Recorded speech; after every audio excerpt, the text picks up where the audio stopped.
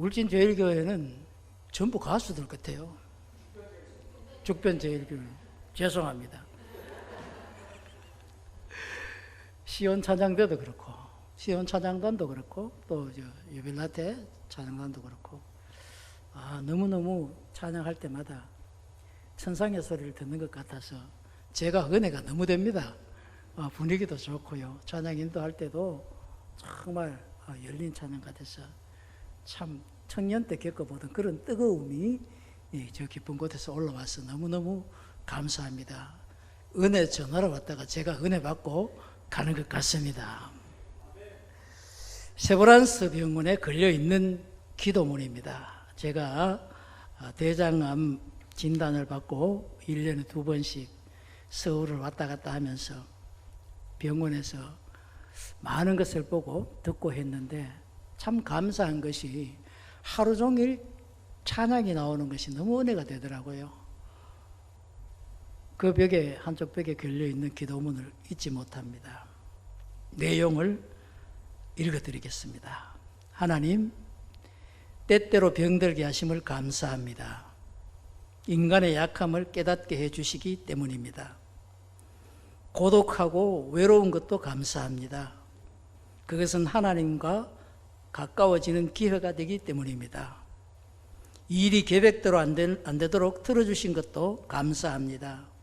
그래서 제 교만이 깨지기 때문입니다. 돈이 떨어지고 사고 싶은 것도 마음대로 못 사게 하신 것도 감사합니다. 눈물 젖은 빵을 먹는 심정을 이해하게 하기 때문입니다. 자식들이 공부를 기대만큼 안 하고 아내가 미워지고 어머니와 형제들이 짐스러워질 때도 감사합니다. 그래서 그들이 저의 우상이 되지 않게 하기 때문입니다. 때로는 허물을 느끼게 하고 때로는 몸이 늙고 아프게 하심도 감사합니다. 그러므로 인하여 영원을 사모하는 마음을 가지기 때문입니다. 불의와 부정이 득세하는 세상에 태어난 것도 감사합니다. 하나님의 의를 사모하기 때문입니다. 제게 잘못하고 저를 비방하는 사람들이 있게 하심도 감사합니다. 그럴수록 더욱 겸손해지고 더욱 노력하기 때문입니다. 어젯밤 잠 못 이루고 뒤척이게 한 것도 감사합니다. 그래서 병들고 고통받는 이웃들을 위해 기도할 수 있기 때문입니다. 그럼에도 하나님 감사합니다. 제게 감사할 수 있는 마음을 주신 것을 더욱 감사합니다. 저는 자다가 새벽에 울음소리를 자주 듣습니다.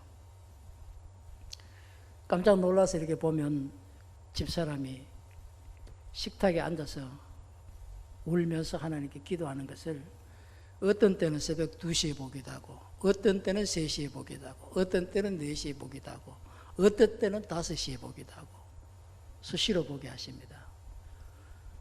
가만히 들어보면은 정말 불쌍하게 생각할 사람이 따로 있는데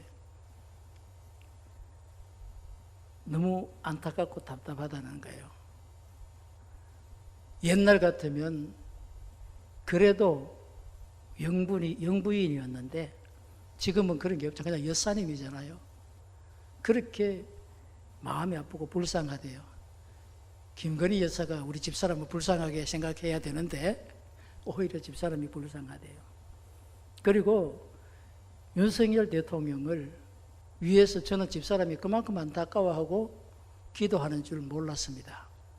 여러분, 제가 강단에서 이런 말씀 드리기가 굉장히 조심스럽지만 낮에 말씀드린 대로 하나님이 우실 눈이 없기 때문에 우리 집사람의 눈을 통하여서 울지 않나 그런 느낌을 참 너무 많이 받습니다.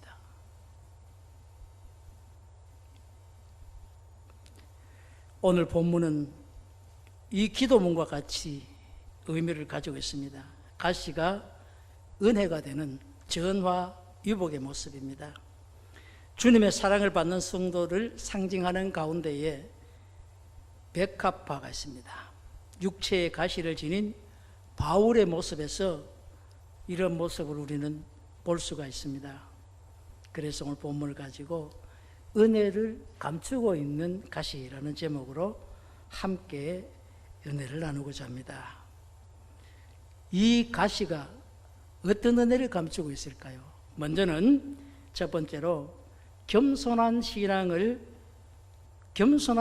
성품을 품는 그런 은혜를 감추고 있습니다. 세상의 모든 사람들은 살면서 여러 종류의 가시를 만나게 되죠.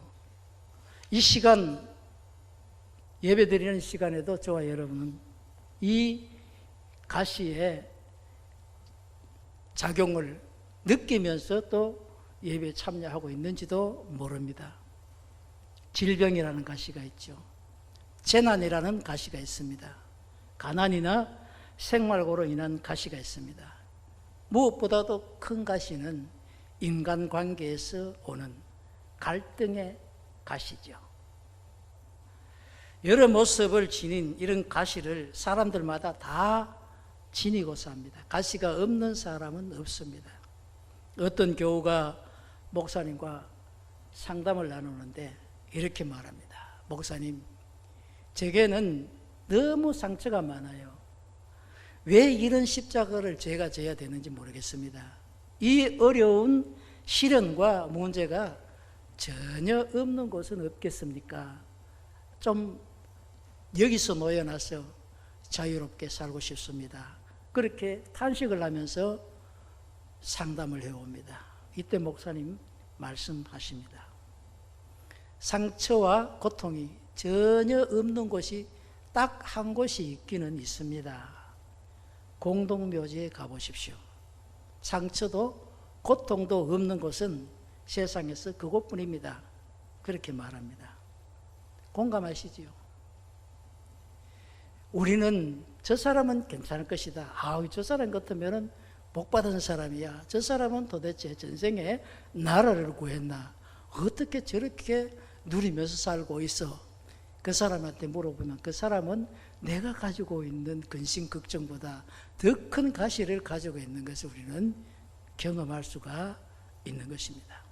성도가 세상에서 만나는 가시는 겸손한 신앙의 성품을 만들어서 자기를 자랑하지 않는 온전한 그리스도인이 되게 하는 신앙의 성품을 만드는 성질이 있습니다. 오늘 본문 고린도후서 12장 7절의 말씀입니다. 함께 보겠습니다. 여러 계시를 받은 것이 지극히 크므로 너무 자만하지 않게 하시려고 내 육체의 가시 곧 사탄의 사자를 주셨으니 이는 나를 쳐서 너무 자만하지 않게 하려 하심이라. 여러분 한번 생각해 보십시오. 바울은요 정말 우리와 비교했을 때에 교만할 요소가 너무 많습니다. 그렇지 않습니까 여러분? 가정의 배경이 어떻습니까? 히브리인 중에 히브리인이요 유대인 중에 유대인이라 그럽니다. 학문의 배경은 어떻습니까? 오늘날 우리로 말하면 서울대학과 같은 가말리엘 문화에서 배웠습니다. 그 열심은 아무도 따라갈 수가 없습니다. 또한 복음을 위한 수고와 고난, 많은 교회를 세우는 일뿐만 아니라 오늘 본문에서 나오는 대로 삼청천을 보고 온 신앙의 시험, 수많은 환자들을 고치면서 오는 사람들의 추앙, 어디 그것뿐입니까? 그가 받은 수많은 계시, 그리고 어떻게 보면 신약 성경이 복음서 외에는 대부분이 바울이 썼다 해도 과언이 아니잖아요. 이런 것들 얼마나 내세우면서 자신을 드러내고 높일 수가 있었겠습니까? 그러나 그가 지닌 가시와 같은 질병으로 겸손을 배워서 나의 나된 것은 하나님의 은혜라고 주님만 높이고 주님만 자랑하며 오히려 자신의 약함을 자랑하는 겸손한 모습을 우리에게 보여주고 있습니다. 여러분, 우리 신앙인들 가운데요 정말 은혜 많이 받고 능력 많이 받아서 이단의 교주가 되기도 하고 하나님께 버림받은 자들이 너무 많습니다. 그래서 잠언에도 말하죠. 교만은 패망의 선봉이다. 오늘 본문 아가서는 주님과 성도의 관계를 은유와 시적으로 묘사한 내용이죠. 본문에서 성도를 가시떨기 가운데에 백합화로 묘사하고 있는데요. 백합화는 우리가 잘 알다시피 고개를 다소곳이 숙인 모습으로 피어나서 항상 고개를 숙이고 은은한 향기를 발하죠. 이는 결코 자신을 자랑하지도 않고 주님께만 영광 돌리는 그런 모습입니다. 누가 나를 가시처럼 찌르며 괴롭힐 때 나를 괴롭힌다고 속상해할 것이 아니라, 무시한다고 섭섭해할 것이 아니라 더 겸손한 신앙으로 섬겨나가는 그런 아름다움이 바로 이 백합화의 모습입니다. 이러한 겸손은요, 순종으로도 나타나지요. 주님의 명령 앞에 항상 예하고 고개를 숙이는 것입니다. 저는 목회하면서 지금 연세가 거의 이제 아주 많으셔서 90이 다 되어 가시는 장로님인데, 아직도 그 장로님으로부터 겸손한 모습을 보는데 정말 옷깃이 저절로 여며집니다. 얼마나 겸손하신지요. 자기가 그렇게 많은 돈이라기보다도 우리가 그런 데 비교하는 것이 아니라 건강도 가지고 있고 원하는 대로 남들이 정말 부러워할 수 있는 것, 그런 것 다 가지고 있고 정말 좀 무시하고 거만하게 굴 수 있는 그런 조건임에도 불구하고 제가 목사라는 것 때문에, 제가 뭔데, 그죠? 목사라는 것 때문에 5년 동안 함께 목회를 하면서 단 한 번도 제가 말씀을 했을 때에 목사님 그건 안 됩니다, 아니면은 목사님 오늘은 시간이 없는데 다음에 하시죠, 목사님 다른 사람을 한번 알아보시죠, 목사님 이건 안 되는데 소리를 한 번도 들어본 적이 없습니다. 무엇을 하다가라도 어떤 약속이 있더라도 제가 얘기를 하고 제가 부탁을 드리면 예 알겠습니다 목사님, 이것밖에 없습니다. 예 알겠습니다 목사님. 저는 그런 말씀 한 번씩 들을 때마다 눈물이 활짝 솟아 올라와요. 장로님 참 감사합니다. 감사합니다. 그런가 하면 어떤 장로님은 제가 낯선 곳에 가서 그 지역에 처음 가서 잘 모르잖아요. 그래서 장로님은 거기서 오래 계셨고 유지시니까 장로님 이거 좀 부탁해서, 그럼 어려운 것도 아니에요. 뭐라고 제가 말씀을 안 드리겠습니다. 아주 간단한 거, 그냥 우리가 이렇게 좀 하려고 그러는데 요거 좀 씁시다. 돈 들어가는 것도 아니에요. 요거 좀 씁시다. 그 말 한마디면 되는 거예요. 나는 못합니다. 처음 그 말을 듣고요, 함께 신앙생활하고 목회를 하는데 그거 왜 그런 마음에 걸리겠습니까? 그때 처음 하신 그 말씀이 저도 잊어버려야 되는데 어디 그게 됩니까? 여러분, 내 생각과 달라도 다른 이유도 핑계도 없이 오직 아멘하고 따르는 이러한 모습, 이것이 바로 가시에 찔린 백합화가 더 짙은 향기를 발하는 그런 모습입니다. 가시처럼 나를 아프게 찔러대는 그들을 향해서 더 순수하고 화사한 웃음을 피워내는 것이 바로 백합화입니다. 그래서 그들이 나를 찔렀는데 오히려 나에 의해서 사랑으로 감사힘되는 그런 섬김, 얼마나 아름답고 주님께서 기뻐하시겠습니까? 겸손과 순종의 모습입니다. 백합화는 순결한 모습을 가지고 속에서 향기를 뿜어내듯이 주님을 믿고 본받아 사는 성도는 이 백합화처럼 속으로부터 그리스도의 향기를 뿜어내는 것입니다.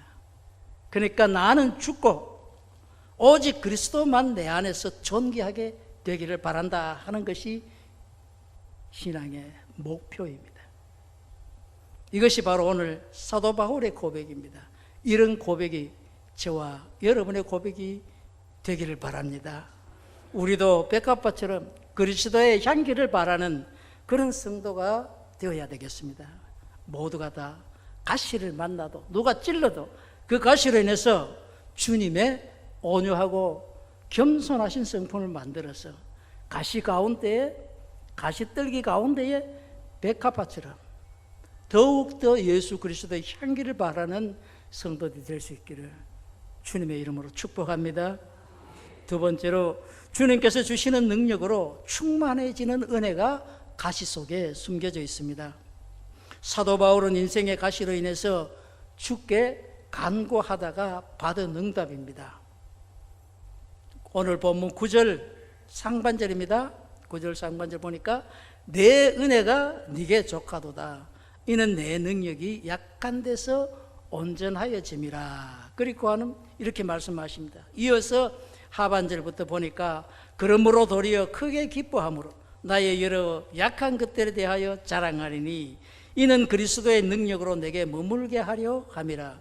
그러므로 내가 그리스도를 위하여 약한 것들과 능욕과 궁핍과 핍박과 곤란을 기뻐하노니 이는 내가 약할 그때에 곧 강함이니라. 참, 얼마나 고상한 고백입니까? 자신의 약함을 통해 자신의 한계를 바로 알고 전능하신 하나님의 능력으로 덧입기를 간구할 때 놀라운 주님의 능력이 자신과 함께 하심을 깊이 경험하는 계기가 되어서 오직 주님만 의지하고 주님만 드러내는 삶을 살게 된 것입니다. 오늘 우리에게도 내게 고통을 주는 여러 모양의 인생의 가시가 있습니다. 여러분, 육신의 가시가 없습니까? 인생을 살다 보면 여러 가지 조건과 여건들이 내게 가시가 될 때가 없습니까? 가까이 있는 사람이 나를 찌르는 가시가 되지 않습니까? 여러분, 이러한 가시가 나를 찌를 때에 여러분 생각하시기 바랍니다. 감사하시기 바랍니다. 하나님께서 아마 깊은 뜻과 섭리를 가지고 이 가시로 나를 연단하시는구나, 그렇게 생각하시기 바랍니다. 가뭄이 심할 때도 저는 어떤 안수 집사님의 그 한마디 그 신앙 고백으로 제가 받은 적이 있는데요, 메마리라고 여러분 아는 건 모르겠다. 이쪽은 알 수도 있겠다, 그죠? 메마리. 그 일본 수출하더라고요. 유채꽃 같은 건데 그거를 심어가지고 씨를 받아가지고 그 씨를 일본에서 수입해 가더라고요. 그 소득이 굉장히 괜찮더라고요. 고가로 나가더라고요. 그런데 한 번은 날이 얼마나 가물고 정말 힘들었는지 지하수도 안 나오고 키도 반쯤밖에 안 자라고 말라 비틀어져서 완전 농사를 망쳤어요. 그런데도요, 불평불만 한마디 없어요. 아이고 집사님 이렇게 돼서 어떻게 합니까? 그러니까 오히려 내게 이렇게 말하더라고요. 하나님께 깊은 뜻이 있으시겠지요. 그러면서 하나님께 감사한다는 거예요. 목사인 내가 부끄럽습니다. 정말 우리도 누가 가시에 찔려보지 않은 사람이 있겠습니까? 여러분, 이 몸에 박힌 가시는요, 잘못 건드리면 자꾸 들어가잖아요. 안으로 자꾸 파고들어요. 더 고통스럽게 합니다. 마찬가지로 성도가 가시로 인해서 투덜대고 원망하고 불평하게 되면요, 마치 잘못 건드린 가시와 같이 오히려 아픔이 해결되기보다는 더 아픔이 커지고 깊어지는 것을 경험하게 됩니다. 여러분, 가시를 통해서 죄를 깨닫게 하시면요, 회개와 돌이킴으로 죄를 해결해야만 되는 것입니다. 인생의 길이 잘못 설정되었다면 바른 삶으로 돌아서라는 하나님의 계시입니다. 여러분, 다윗이 어떤 사람입니까? 다윗이 왕이었고 천하를 떵떵거리는 그런 위치에 있을 때 범죄했잖아요. 하나님 앞에 범죄했을 때 나단 선지자가, 여러분 선지자가요, 왕 앞에 그 가서 뭐 예를 들은 거 있잖아, 그죠? 그 예를 듣고 그런 사람은 다윗 왕이 어떻게 해야 된다 그래요? 극대노를 했잖아요. 그때 당당하게 뭐라 그럽니까? 바로 그 사람이 왕입니다. 그렇게 얘기하잖아요.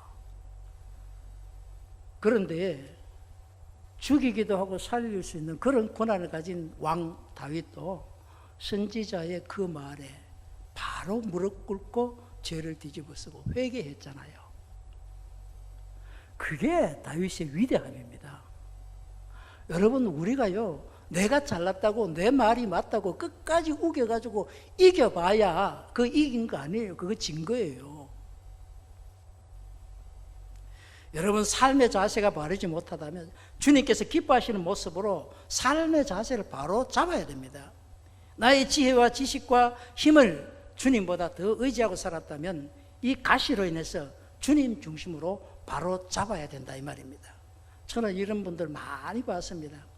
그런데요, 낮에 말씀드린 것과 같이 여기 두 종류가 있습니다.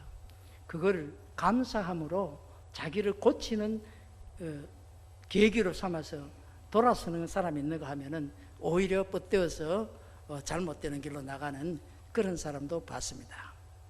그러나 정말로 참마음으로 하나님 앞에 바로 서서 내 잘못을 내어놓고 통회하고 자복할 때 우리도 사도 바울처럼 어떤 일을 만나도 낙심하지 않을 수가 있습니다.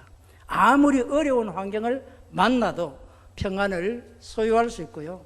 아무리 궁핍한 상황을 만나도 자족의 비결을 배울 수 있고 내게 능력 주시는 자 안에서 모든 것을 할 수 있다고 바울처럼 고백할 수 있고 무슨 일을 만나도 범사에 감사하고 또 기뻐할 수가 있는 것입니다. 여러분, 우리가 봤을 때는요, 불가능해 보이는 일이 많잖아요. 그런데 우리는 할 수 없지만, 나는 할 수 없지만 전능하신 그리고 세상을 이기신 하나님 함께 하시고 예수님 함께 하시잖아요.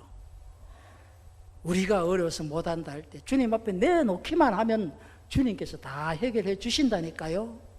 안 내놔서 탈이 안 내놔서 내가 스스로 해결하겠다고 하니까 주님이 뭐라 그럽니까? 그래, 네 그래 똑똑한 거 한번 해봐라, 네가 한번 해결해봐라 그러잖아요. 여러분 잘 아시다시피 한국 정전 때 6.25 때 전국적으로 많은 순교 사건이 있었는데 사연들도 얼마나 많은지 모릅니다. 이 가운데 한 예만 소개하겠습니다. 황해도 봉산교회가 있는데 이 봉산교회에는 7분의 장로님이 계셨는데 장로님 4분이 이 난리통에 순교를 하셨어요. 그 중에 한 분이 바로 강덕기라는 장로님입니다. 공산주의자들은 강덕기 장로님을 나무에 묶어놓고 양쪽 눈을 뽑았습니다. 여러분, 양쪽 눈 뽑았다 그러니까 그럼 안 죽나 그러죠. 여러분, 눈이 그 아무 힘 없습니다. 이거 잘 나왔다 들어갔다 할 수도 있습니다. 눈은요 뽑힙니다. 눈을 뽑았는데 피가 철철 흐르는 그 가운데에서도 장로님이 웃으면서 말합니다. 두 눈을 가지고 있을 때는 하늘나라를 볼 수 없었는데 두 눈이 뽑히고 나니 하늘나라를 볼 수 있게 되었구나. 그러면서 핏물이 흐르는데도 얼굴이 환해서 찬송을 부릅니다. 그때부터 식음을 전폐하고 주의 제단에서 기도했습니다. 기력이 떨어져서 육신의 힘은 없었지만 그의 얼굴은 점점 더 환해지고 밝아졌습니다. 입에서는 계속해서 아름다운 찬양이 흘러나옵니다. 인민군들은 연합군의 진격으로 후퇴하게 됩니다. 그때 후퇴하면서 다시 성전으로 난입해서 이 강덕기 장로님의 이마와 턱에다가 아주 그 개머리판, 총 개머리판으로 얼굴을 완전히 말 그대로 다 깨부십니다. 결국은 순교하게 되고 그걸 내팽개치고 이 공산주의자들 도망을 갔습니다. 그런데 우리 국군이 진격해서 보니까 그들 중 우두머리가 미쳐 도망하지 못하고 동네 청년들에게 붙잡힙니다. 청년들은 그 우두머리를 양쪽에서 자꾸 끌고 옵니다. 강덕기 장로, 돌아가신 강덕기 장로님 아들 앞으로 데리고 와서 우리 장로님이 당한 그대로 네가 갚아라. 그리고 장로님이 당한 그 고통 안에서 죽게 하라. 그렇게 말합니다.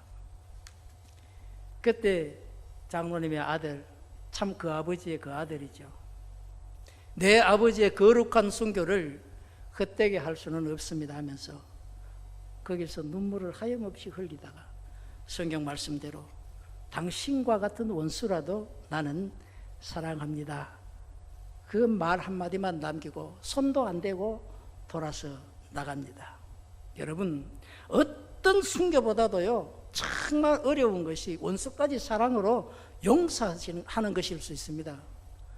저는 우리 목사님들과 같이 여수 손양훈 기념관에 가서 그 역사를 또 우리가 공부할 때도 배웠고 많은 목회 공부를 하면서 손양훈 목사님에 대해서 알기도 하고 했지만 거기 가서 직접 들었을 때 참 어떻게 사람이 정말 그럴 수가 있나 할 정도로 아들을 죽인 원수를 양자로 삼아가지고 내 아들보다도 더 섬기는 그 사랑, 그것이 아마 예수님의 사랑이 아닐까, 저는 그런 생각을 해봅니다. 정말 원수까지 사랑함으로 용서하는 이것 참 힘들지만 우리 주님께서 하신 것이에요. 주님의 능력이, 주님의 사랑이 이 강덕기 장로님의 아들에게도 그렇게 할 수 있는 능력을 주신 거예요. 오늘 우리도 마찬가지입니다.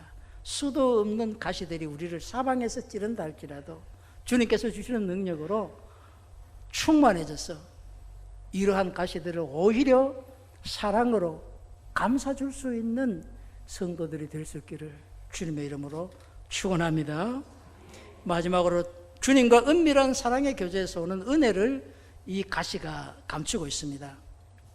아가서 본문 2장 1절 2절에 보니까 나는 샤론에 수선하여 골짜기에 벽화파로다. 여자들 중에 내 사랑은 가시나무 가운데 벽화파 같도다. 세상은 가시떨기 나무밭과 같습니다. 세상에는 찌르는 가시들이 정말 많은 사람들에게 상처를 주는 그런 가시들이 많습니다. 주님의 마음을 품고요 백합처럼 순결한 모습으로 살아가는 성도를 미워하고 시기해서 핍박과 박해하는 것을 많이 봅니다. 여러분들도 다 경험하셨을 것입니다. 저는 얼마 전에도 경험을 했습니다. 원전 오버홀 하러 오신 분들인데 멀리서 오셨어요. 어느 지역이라고는 제가 얘기를 안 합니다. 4분이 오셔서 이런 차를 시켜 저런 차를 시키면서 그렇게 얘기를 하면서 보니까 성경책도 있고 있으니까 책을 이렇게 보고 하더니만 누가 한 사람 그 중에서 얘기를 하는 게 목사님이네요. 그러게 이렇게 얘기를 하는 것 같더라고요. 그러니까 대뜸 한 사람이 있다가 나무함이 다불 이러더라고요. 그래 아무 말도 안 했어요. 그 들어가서 이제 상화차를 시켜가지고 이제 소문은 듣고 왔는가 봐요. 상화차를 해야 된다. 상화차를 끓이고 있는데 목탁은 없습니까? 이러는 거야. 그러면서 슬슬 끌고 대는데 한잔 하고 왔더라고요.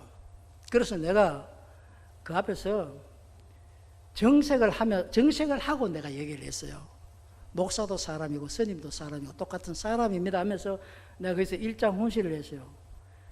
그러니까 한술 떠서 이 양반이 뭐라 그러냐면 야 과연 목사님이다. 내가 그 소리를 듣고 싶었습니다. 이렇게 둘러대더라고요.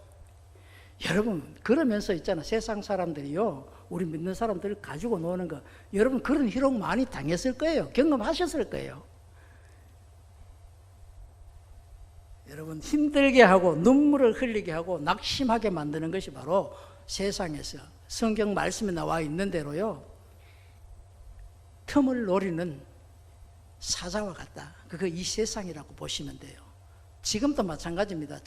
저는 여러분들 모든 지금 현재 돌아가는 상황을 보면서 공감하면서 기도할 수 있기를 바랍니다. 하나님께서 우리나라에 이런 가시를 주고 내게 이런 가시를 주고 우리 지방에 이런 가시를 주고 우리 가정에 이런 가시를 준 것 분명히 하나님 섭리가 있으시다고 생각하셔야 돼요. 지나고 나보니까 그렇더라니까요. 지나고 나보니까 제가 장로님들은 잘 아실는지 모르겠어요. 제가 여기 듣고 온 전도교회 오기 전까지요 저는 평안했습니다. 캄보디아 시아누쿠빌에 선교 가려고 준비 다 해놓고 섬기던 교회를 은퇴했잖아요. 나가 있다가 여러 가지 하나님께서 어떻게 하셨는지 저는 그렇게 인정합니다. 못 가고 여기를 오게 됐는데 얼마나 많은 방해 공작이 있었는지 몰라요. 한마디도 얘기 안 했습니다, 저는. 근데 지금도 감사한 게 장로님 딱 한 분이, 그 시찰위원회에서 장로님 딱 한 분이 저를 적극적으로 옹호를 하고 지키고 해서 이쪽으로 오게 됐어요. 감사하게도 제가 여기 오기 전에 먼저 계시던 목회자가 쓰러져 가지고 한 2달 동안 제가 강구에서 울산에서 여기까지 매주일 예배를 드리러 온 적이 있거든요. 그래서 그때 설교를 듣고 그때 예배를 참여했던 교회 어른들이 저를 강력하게 요구를 했어요. 그때 권사님이 제게 저녁에 한 9시쯤 전화 왔는데 울면서 전화를 해요. 울면서. 목사님, 저희들한테만큼은 솔직하게 말씀해 주십시오. 그러면서 그 말을 들은 지 한 열흘이 지났는데 단 하루도 잠을 못 자고 계속 울었다는 거예요. 왜? 2달 동안 목사님 올라오셔서 너무너무 많은 은혜를 받고 기적도 체험하고 너무너무 감사해서 우리는 쉽게 말하면 한마디로 마음에 존경심이 가득한데 그런 말도 안 되는 소리를 들으니까 얼마나 여러분 충격적이었겠어요. 그래서 제가 얘기를 다 하고 권사님이 확인하십시오, 직접. 그래서 제가 섬기던 교회에 권사님하고 여집사님하고 실제 가서 교회에 가서 장로님하고 권사님하고 또 집사님들한테 다 확인을 하고 시찰위원들이 권장하는데도 불구하고 우리는 이현우 목사님 아니면은 저한테 또 다짐을 하더라고요. 꼭 오셔야 됩니다 하고 알겠다고. 저는 올 입장도 아니었고 올 마음도 솔직한 얘기를 없어서 우리 교인들한테 그런 얘기 했어요. 그런데 하나님께서 그렇게 역사를 하셨어요. 제가 만약에 선교를 그대로 나가고 이 교회에 안 왔으면은 저는 거기서 시찰위원님들이 말씀하신 그게 그대로 인정이 돼가지고 저는 영원한 파렴치범이, 성폭행범이 된 거예요. 그런데 하나님이 저를 직접 이곳으로 보내가지고 그거를 해소했을 뿐만 아니라 여기 와서 2017년도에 왔는데 2018년도 정기검진 받으니까 대장암이 발견됐어요. 그러니까 그걸 제가 치료하러 다니고 이래 하면서 그걸 돌아보니까 참 하나님의 은혜가 기가 막히다, 기가 막히다. 만약에 그런 억지가 들어가지 않고 그런 모함이 들어가지 않았다면 저는 눈 깜짝도 안 하고 이 교회에 안 왔습니다. 안 오고 캄보디아 선교 갔을 거예요. 그러면 저는 영원한 아주 잘못된 사람이 되었을 뿐만 아니라 선교지에 가면요, 제 해마다 단기 선교 캄보디아 갔거든요. 병원에 갈 시간이 어디 있습니까? 아픈 사람도 병원에 갈 시간 없어요. 사역자들은 그대로 암을 가지고 갔겠죠. 돌아보니까 너무 감사하더라고요. 여러분, 이런 가시 뒤에 감추인 이러한 것들이 다 있다는 것입니다. 여러분, 자, 요한복음 15장입니다. 예수님 하신 말씀입니다. 함께 보겠습니다. 세상이 우리를 미워하는 것은 우리가 너희가 세상에 속하였으면 세상이 자기의 것을 사랑할 것이나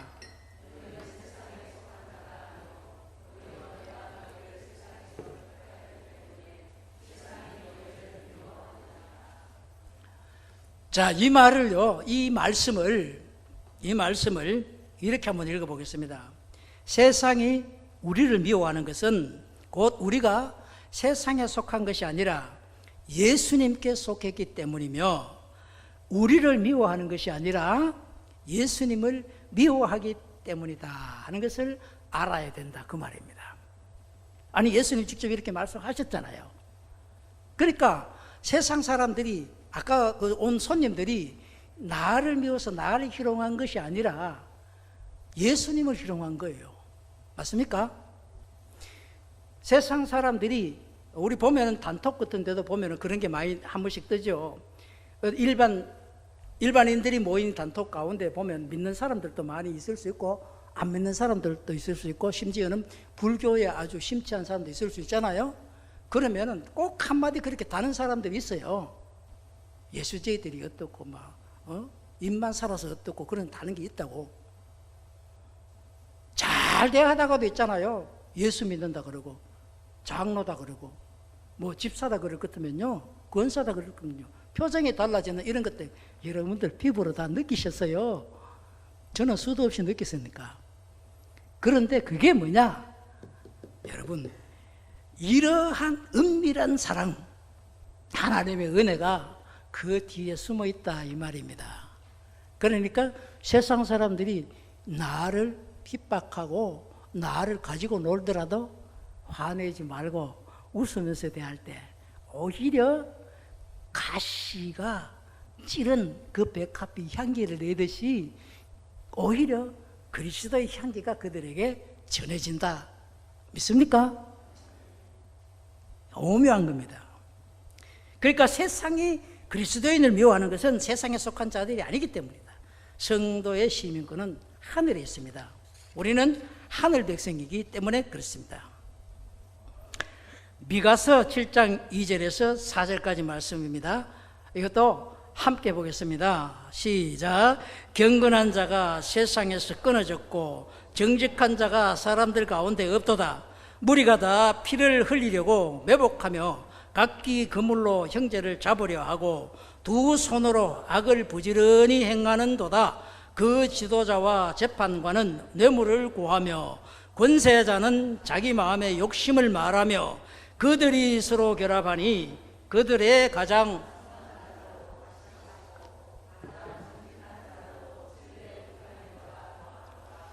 그들의 바수꾼들의 날 곧 그들 가운데 형벌의 날이 임하였으니 이제는 그들이 요란하리로다. 여러분, 요 미가서를 읽으면서 와닿는 것이 없습니까? 지금 현재 우리가 상한 정치 상황이 똑 요 그대로잖아요. 기가 막힙니다. 하나님의 말씀은요, 때와 시절과 관계없이 딱딱 들어맞는 것을 보면 어떻게 이거를 정말 설명을 해야 될까요? 성도가 이러한 세상에서 우리가 하나님과 동행하며 말씀을 지키고 살아가려면요, 환난이 참 많습니다. 가시나무 가운데 백합화는 바람이 불면요, 세상에 바람이 불면 그 가시들에 찔려서 상처를 입고 더 향기를 짙게 나타내죠. 어디 백합화 뿐이겠습니까? 저는요, 지금도 보면 제초 작업을 많이 하잖아요. 평소에, 그래서 저는 시골을 굉장히 좋아하고 시골을 사랑합니다. 풀을 베고요, 나락을 베거나 보리를 베거나 아니면은 풀을 벤다고 하나 하면은 냄새 안 나던 게요, 참 낯질이하고 거기서 피 같은 게 나오죠. 여러분들 그렇게 안 보십니까? 저는 좀 시적이라서 그런지 그런 걸 피로 봅니다. 냄새가요, 그 풀 냄새가요, 얼마나 나를요, 어떤 때는요, 그 풀 냄새 확 맡으면서요, 눈물이 팍 나와요. 내가 희생하면서, 내가 베어지면서 향기를 내잖아요. 향기를 내잖아. 여러분, 향기로운 그리스도인 되시기를 바랍니다. 이 예를 하나 들고 말씀을 마치겠습니다. 덴마크 철학자, 우리가 잘 아는 키에르게고르의 저서에 나오는, 책에 나오는 한 이야기입니다. 왕자가 말을 타고 시골로 사냥을 가는데 한 빈민촌을 지나게 됩니다. 그 시골길에서 그는 참으로 아름다운 한 여인을 만나게 됩니다. 천사같이 황홀하고 아름다운 여인이었습니다. 왕궁에 돌아왔는데도 그는 이 여인을 도무지 잊을 수가 없어서 고민에 빠집니다. 그런데 이 왕자의 고민은 이런 것입니다. 첫 번째, 어떻게 하면 그 여인에게 내 이 감정을, 이 사랑을 정말 믿게 할 수 있을까? 진실한 것이라는 걸 믿게 할 수 있을까? 두 번째는 빈민촌의 아가씨하고 왕궁의 왕자하고 이건 비교가 안 되잖아요. 신분의 격차가 이렇게 엄청난데 이거는 아무 상관없이 나는 당신을 사랑한다고 믿게 할 수가 있을까? 세 번째로, 무슨 문제가 있든 어떤 일이 닥치든 어떤 상황이 오든 모든 책임은 다 내가 질 수 있는데 이것을 어떻게 이해시키고 내 사랑을 받아들이게 할 수 있을까 고민이었습니다. 조언도 구해봤습니다. 궁리를 많이 했습니다. 그런데 결론을 얻게 됩니다. 왕궁에서 입던 화려한 옷을 벗어 던집니다. 그리고는 그녀가 사는 시골 마을로 갑니다. 아주 조그마한 방 하나를 얻습니다. 방 하나를 얻어가지고 목수가 됩니다. 목수 일을 배우면서 가난한 사람의 풍습을 배우고 언어를 배우고 그들과 함께 생활하면서 깊이 사귀게 됩니다. 동네 사람들이 하는 일을 같이 하고 그들과 사귑니다. 오랜 시간이 갑니다. 마침내 그 여인과도 만나게 됩니다. 그때에 스스럼 없이 대화가 오고 가고 할 때에 비로소 왕자는 고백합니다. 내가 당신을 너무너무 사랑하기 때문에 이러이러한 신분인데 다 벗어 던지고 당신 하나 때문에 이렇게 당신 찾아왔다고 진심으로 설명을 합니다. 그때에 비로소 이 여인이 왕자의 엄청난 사랑을 알고 믿게 되고 깨닫게 되고 받아들이게 됩니다. 그리고 왕궁으로 들어가서 왕후가 됩니다. 이 이야기는 바로 죄인인 우리를 사랑하시는 하나님의 아들 예수 그리스도께서 그 영광스러운 하늘의 보호자를 다 버리시고 육신을 입고 이 땅에 오셨는데 그냥 평범한 가문에 오신 것도 아니에요. 어떻게 왔습니까? 처음 태어날 때 보십시오. 방도 한 칸 없잖아요. 마구간에서 말구유를 요람 삼아 그렇게 오셨잖아요. 이 예수님을 키에르 켜고르가 이 책으로 이렇게 예수님을 설명해 주는 것입니다. 여러분, 하늘 보좌를 버리시고 우리와 똑같은 모습으로 우리보다 더 낮고 천하게 오셔서 우리를 구원해 주신 이 예수님의 사랑을 여러분 잊지 마시고 이 사랑을 우리에게 전해주시려고 하나님의 방법으로 말씀드렸죠. 오전에 하나님은 영이시기 때문에 우리를 훈련시키는데 이러한 가시를 통해서 훈련을 시키십니다. 이 가시는 사람일 수도 있고 내 질병일 수도 있고 내 약함일 수도 있고 그런 부분들입니다. 그때마다 난관이 생길 때마다 이 말씀을 생각하시고 잘 극복하여서 우리에게 주시려고 하나님께서 작정하신 그 복을 하나도 놓치지 말고 다 받아 누리시는 저와 여러분 될 수 있기를 주님의 이름으로 축복합니다.